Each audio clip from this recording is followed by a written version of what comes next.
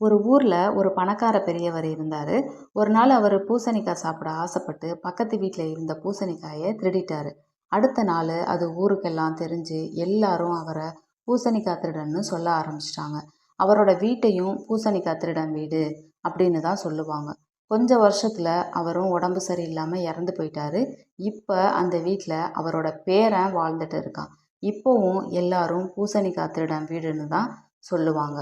ஒரு நாள் 2 பேரும் பேசிக்கிட்டு இருந்தாங்க. ஒருத்தர் கோயில் எங்கே இருக்குன்னு கேட்டார். அதுக்கு இன்னொருத்தர், அதோ அங்கே தெரியுதுல பூசணிக்காய் திருடன் வீடு, அதுக்கு பக்கத்தில் தான் இருக்கு அப்படின்னு சொன்னார். அதை கேட்ட அந்த பேரனுக்கு ரொம்ப கஷ்டமாக இருந்துச்சு. தாத்தா தெரியாமல் பண்ண தப்புக்கு நான் எதுக்கு கஷ்டப்படணும், இதை மாற்றணும் அப்படின்னு நினச்சி ஒரு குரு கிட்ட ஐடியா கேட்குறான். அதுக்கு அந்த குரு, உன் வீட்டில் டெய்லி 100 பேருக்கு சாப்பாடு போடுன்னு சொல்கிறாரு. அவனும் அதே மாதிரி செய்ய ஆரம்பித்தான். அடுத்த ஒரு வாரத்திலேயே அவனுக்கு நல்ல மாற்றம் தெரிஞ்சிச்சு. ஒரு நாள் 2 பேரும் பேசிக்கிட்டாங்க. ஒருத்தர் தச்சர் வீடு எங்கே இருக்குன்னு கேட்டாரு. அதுக்கு இன்னொருத்தர், அதோ அங்கே தெரியுதுல சோறு போடுற ஐயா வீடு, அதுக்கு அடுத்த 3வது வீடு தான் அப்படின்னு சொன்னார். இதை கேட்டு அந்த பேரனுக்கு ரொம்ப சந்தோஷமாக இருந்துச்சு. சோறு போட்டு பூசணிக்காய் திருடினதை மறைச்சிட்டாங்க அப்படிங்கிறது இந்த கதையோட கருத்து இல்லை.